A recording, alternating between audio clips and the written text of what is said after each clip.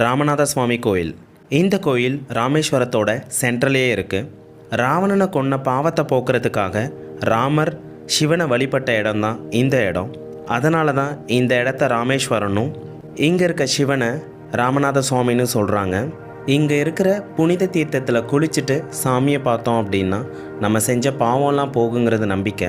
முதல்ல அக்னி தீர்த்தம், இங்கே தான் நம்ம முதல்ல குளிக்கணும். அதுக்கப்புறம் கோயிலுக்குள்ளே இருக்க 22 தீர்த்தத்துலேயும் குளிச்சுட்டு சாமியை பார்க்கணும். நம்ம சீக்கிரமாக இந்த தீர்த்தத்திலலாம் குளிக்கணும் அப்படின்னா கோயிலுக்கு வெளியிலவே ஏஜென்ட்ஸ் இருப்பாங்க. அவங்க மூலயமா போனோம் அப்படின்னா சீக்கிரம் குளிச்சிடலாம். இந்த கோயிலில் ஃபேமஸ் என்னென்னா அம்பாள் சன்னதிக்கு வெளியே இருக்க இந்த பிரகாரம். இதுதான் உலகத்திலேயே மிக நீளமான பிரகாரம். இதில் மொத்தம் 1212 தூண்கள் இருக்குது.